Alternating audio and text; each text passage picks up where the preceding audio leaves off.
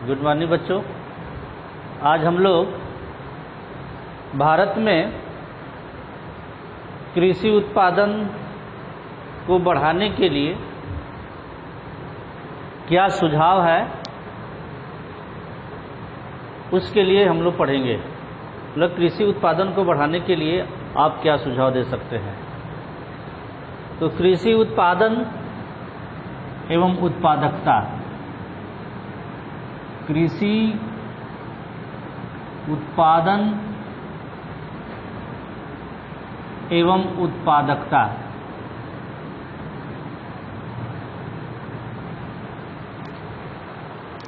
को बढ़ाने के लिए सुझाव।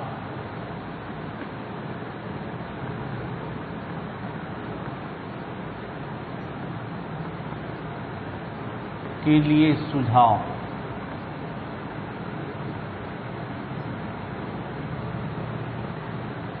यानी भारत में जो कृषि उत्पादन के कम होने के जो कारण है, यदि कारण का निवारण कर दिया जाए, जो कमियां हैं उस कमियां को दूर कर दिया जाए तो भारत में कृषि उत्पादन को बढ़ाया जा सकता है।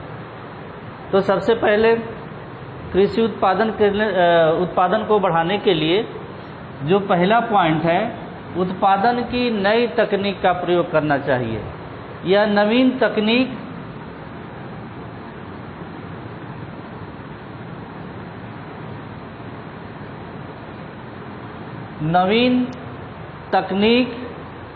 एवं उनके प्रयोग का व्यापक प्रचार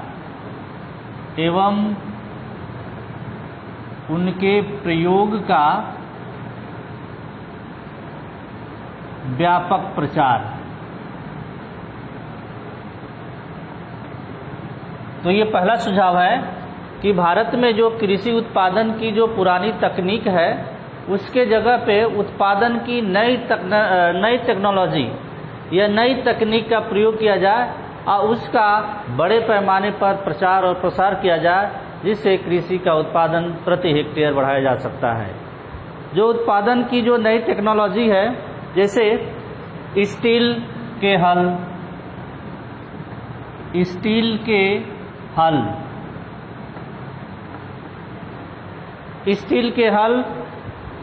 ट्रैक्टर थ्रेसिंग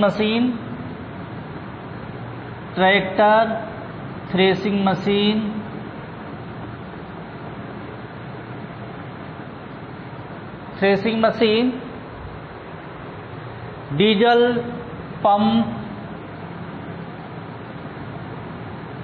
आदि का बड़े पैमाने पर प्रचार होना चाहिए, जिससे कृषि के उत्पादन को बढ़ाया जा सके।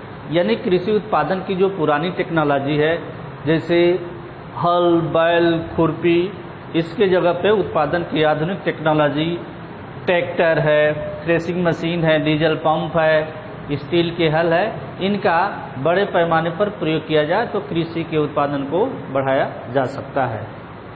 दूसरी, कृषि आदानों की उचित पूर्ति। दूसरा जो है सुझाव, कृषि आदानों की उचित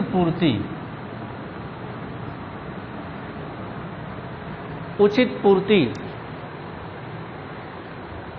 यानी कि इनपुट यानी कृषि उत्पादन को बढ़ाने के लिए जो इनपुट की जो ज़रूरत है उसका सही प्रयोग किया जाए। तो इनपुट है क्या? जैसे खाद है, बीज है, रासायनिक खाद है, इनका सही तरीके से किसानों को पर्याप्त मात्रा में उपलब्ध कराया जाए, जिससे कृषि के उत्पादन को बढ़ाया जा सकता है। जैसे उन्नत बीज, रासायनिक खाद,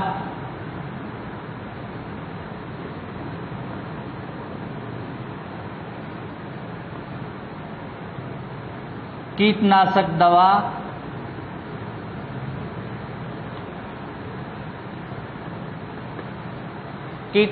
दवा, का पर्याप्त मात्रा में उचित मूल्य पर पर्याप्त मात्रा में उपलब्ध हो, जिससे कृषि करने में आसानी हो और कृषि के उत्पादन को बढ़ाया जा सकता है। तो कृषि आदानों की उचित पूर्ति, अच्छे प्रकार का बीज, अच्छे प्रकार के रासायनिक खाद, कीटनाशक दवाओं का उचित मूल्य पर पर्याप्त मात्रा में उपलब्धता करा दी जाए, तो इससे कृषि के उत्पादन को बढ़ाया जा सकता है। जो तीसरी है सिंचाई सुविधाओं का विकास। तीसरी जो सुझाव है सिंचाई सुविधाओं का विकास।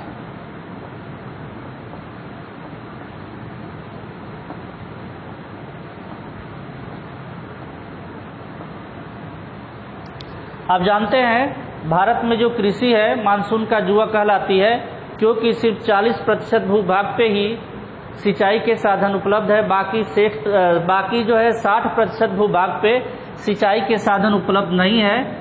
यदि इन पे पर्याप्त मात्रा में सिंचाई के साधनों का विकास कर दिया जाए तो कृषि के उत्पादन को बढ़ाया जा सकता है। जैसे मान लीजिए कृषि के जो सिंचाई के जो साधन है, कुएं एवं नलकूप,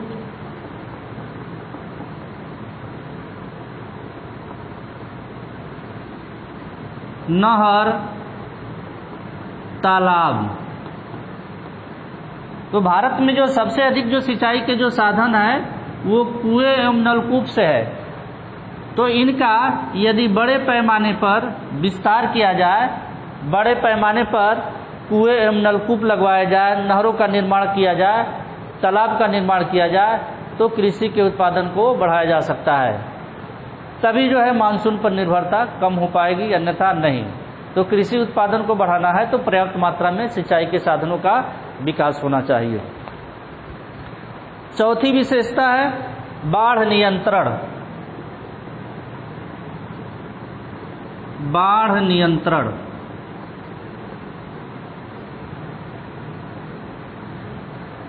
आप देखते होंगे बहुत सारी फसलें जो है बाढ़ के वजह से बर्बाद हो जाती है, नष्ट हो जाती है। तो सरकार को किसानों की फसलों का नुकसान न हो, उसके लिए बाढ़ नियंत्रण के लिए कारगर जो है उपाय करना चाहिए, जिससे फसल के उत्पादन को बढ़ाया जा सके। तो बाढ़ नियंत्रण सरकार की तरफ से कठोर कदम उठाए जाने चाहिए, जिससे कृषि का उत्पादन बढ़ाया जा सके। पांचवी विशेषता है साख व्यवस्था का विस्तार। साख व्यवस्था का विस्तार। साख व्यवस्था का विस्तार एवं किसानों की ऋणग्रस्तता की समाप्ति।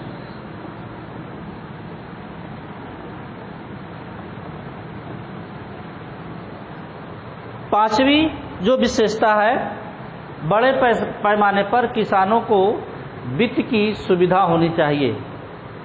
कम ब्याज दरों पर अधिक समय अवधि के लिए किसानों को पर्याप्त मात्रा में कृषि यंत्र खरीदने के लिए, बीज खरीदने के लिए, रासायनिक खाद खरीदने के लिए पर्याप्त मात्रा में सरकार की तरफ से वित्त की व्यवस्था होनी चाहिए। और किसानों की जो गरीबी की जो समस्या है उस समस्या का निदान होना चाहिए, जिससे कृषि के उत्पादन को बढ़ाया जा सकता है। जैसे आज या यदि आज़ादी के बाद देखा जाए तो किसान जो है साहूकारों से ज़्यादा कर्ज लेते थे और वे साहूकार जो है किसानों का शोषण करते थे। वर्तमान समय में स्थितियों में थोड़ा परिवर्तन हुआ है और बड़े पैमाने पर किसानों को सरकार के द्वारा कृषि कार्य करने के लिए ऋण की व्यवस्था उपलब्ध कराई जाती है, लेकिन उसमें भी पर्याप्त मात्रा में उपलब्धता नहीं हो पाती है। यदि कृषि के उत्पादन को बढ़ाना है तो साख व्यवस्था, किसानों के लिए ऋण की व्यवस्था करनी चाहिए और उनकी जो गरीबी है, गरीबी का निवारण करना चाहिए, गरीबी दूर करना चाहिए, जिससे कृषि के उत्पादन को बढ़ाया जा सके। अगली जो विशेषता है छठवीं जो विशेषता है भूमि सुधार कानून।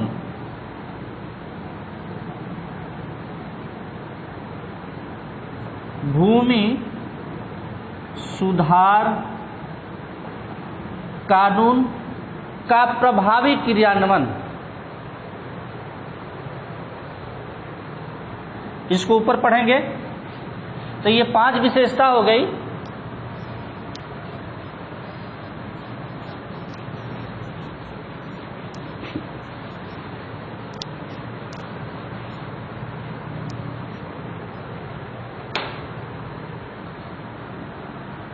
जो छठवीं जो विशेषता है भूमि सुधार कानूनों का, भूमि सुधार कानूनों का प्रभावी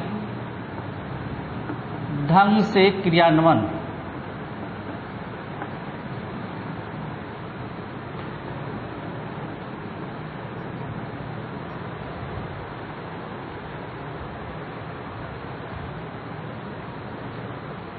भूमि सुधार, भारत में आज़ादी के बाद जो भूमि सुधार कार्यक्रम 1952 में लागू हुए, उसका सही तरीके से आज भी क्रियान्वयन नहीं हो पाया है, क्योंकि जोतों की जो न्यूनतम और जोतों की अधिकतम जो सीमा का निर्धारण हुआ है, बहुत सारे राज्यों में ऐसे निर्धारण करने में सफलता प्राप्त नहीं हुई है। बहुत सारे ऐसे किसान हैं या कृषि श्रमिक हैं जिनके पास भूमि बहुत कम है, जिनकी संख्या बहुत कम है, उनके पास बहुत सारा भूमि है, इसलिए कृषि के उत्पादन करने में जो है कमियां रही हैं। कृषि का उत्पादन जो है बढ़ाया नहीं जा सका है। इसलिए यदि कृषि का उत्पादन बढ़ाना है तो भूमि सुधार कानून को प्रभावकारी ढंग से लागू करना चाहिए। जोतों की जो न्यूनतम सीमा है उसका निर्धारण होना चाहिए। जो खेतों के जो जोत का आकार काफ़ी छोटा है उसको बड़ा करना चाहिए, जिससे कृषि करने में सुविधा हो। तो ये छठवीं विशेषता, ये छठवां जो सुझाव है कृषि उत्पादन को बढ़ाने के लिए कि भूमि सुधार जो कानून है उसका सही तरीके से क्रियान्वयन होना चाहिए। 7वां है मूल्यों में अस्थायित्व।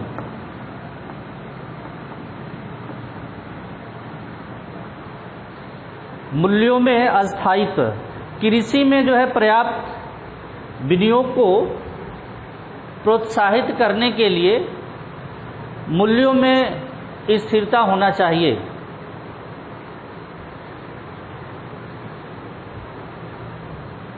इसके लिए सरकार को फसल की बुआई से पहले उनके फसल के उचित मूल्य का निर्धारण होना चाहिए, जैसे न्यूनतम समर्थन मूल्य।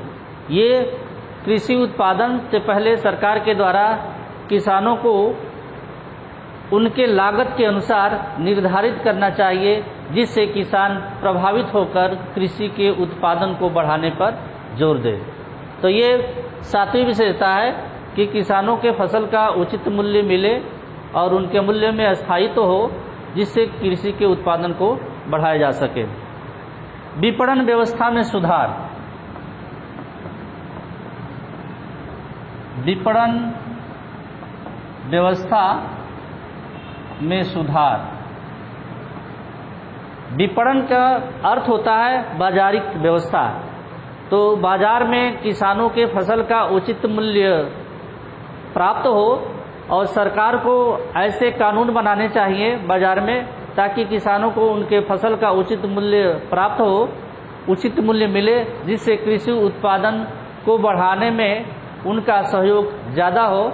तो इस तरीके से सरकार को चाहिए कि जो बाजार व्यवस्था है जो उसमें कालाबाजारी है, जो किसानों के फसलों का उचित मूल्य नहीं मिल पाता है, ऐसे स्थिति में कानून बना करके किसानों के फसलों का उचित मूल्य दिलाने का काम करे। इससे कृषि के उत्पादन को बढ़ाया जा सकता है।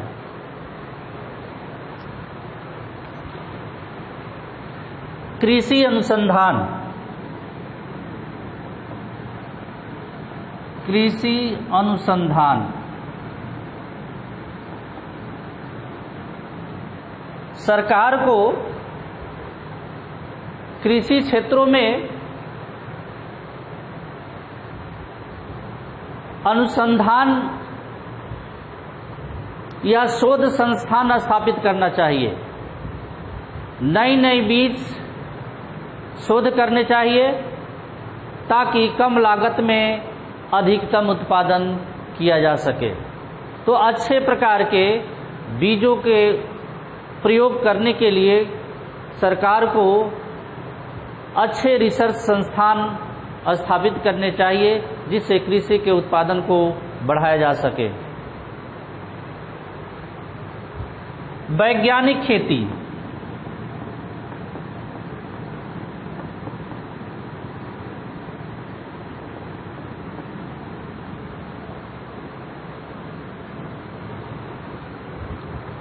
सरकार के तरफ से किसानों को वैज्ञानिक खेती करने पर जोर देना चाहिए ताकि किसानों की जो प्रति हेक्टेयर उत्पादन, किसानों के फसल की जो प्रति हेक्टेयर उत्पादन की जो क्षमता है उसको बढ़ाया जा सके।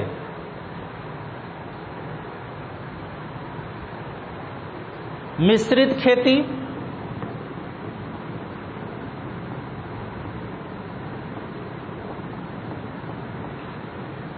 यदि एक खेती के साथ दूसरी खेती, आप देखते होंगे कि बहुत सारे किसान जो है एक फसल के साथ दूसरे फसल की भी बुवाई करते हैं, तो ऐसी खेती पर सरकार को जोर देना चाहिए और उसमें जो टेक्नोलॉजी, जो रासायनिक खाद, जो कीटनाशक दवाएं हैं उसका बड़े पैमाने पर प्रयोग करना चाहिए जिससे कृषि के उत्पादन को बढ़ाया जा सके। तो मिश्रित खेती का अर्थ ये हुआ कि एक खेती के साथ एक खेती अर्थात एक फसल के साथ दूसरी फसल, तीसरी फसल का उत्पादन किया जाए, तो उस प्रकार की खेती को मिश्रित खेती कहते हैं। तो आज इतना ही।